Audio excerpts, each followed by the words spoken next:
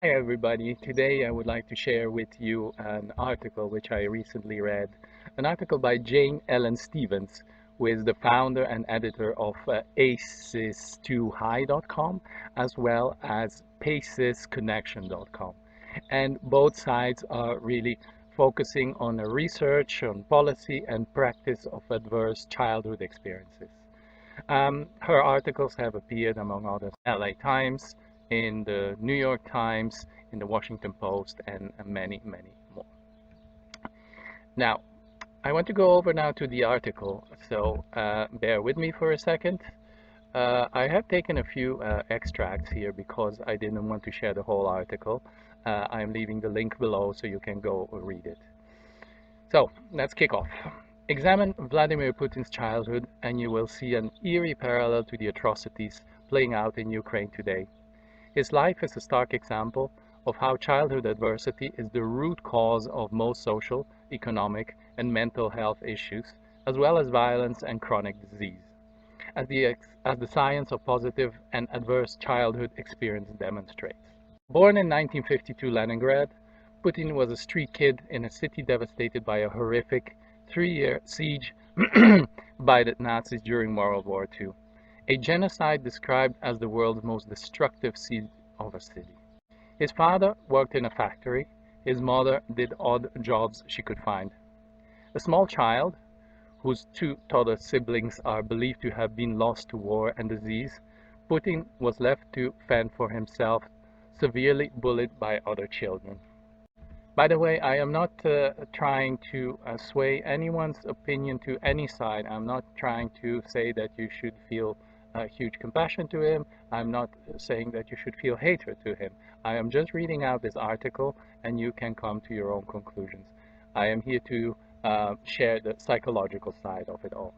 He excelled in high school, obviously this is a bit later, and learned judo to defend himself, got a law degree and was selected to join the KGB. But the damage that led to his current behavior was done.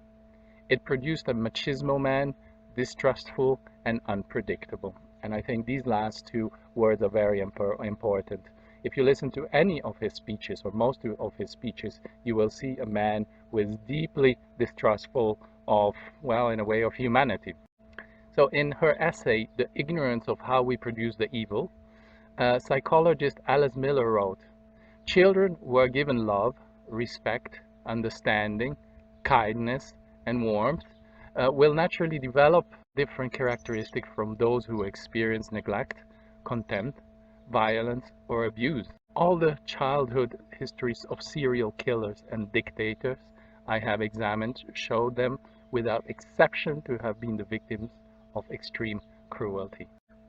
Of course, not everyone who has an abusive childhood grows up to abuse others. But it's safe to say that all abusive dictators and autocrats have a childhood filled with abuse and or neglect and not enough love. In his mind, he feels threatened by Ukraine and considers himself a victim. He must defend himself just the way he did by learning judo as a child. He's acting out the suffering, deprivations, and existential threats experienced by his family and community during World War II. Experiences buried so deep in his mind that he's not even conscious of them. Dr. Sandra Bloom, a psychiatrist and expert in the science of positive and adverse childhood experiences at Drexel University and founder of the Sanctuary model at Creating Presence, notes that unless people resolve their early experiences and heal, they are doomed to repeat their childhood. However unconscious that may be to Putin, it's painfully obvious to the rest of the world.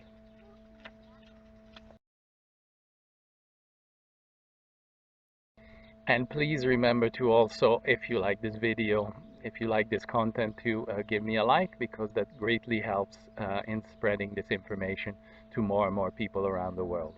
Thank you.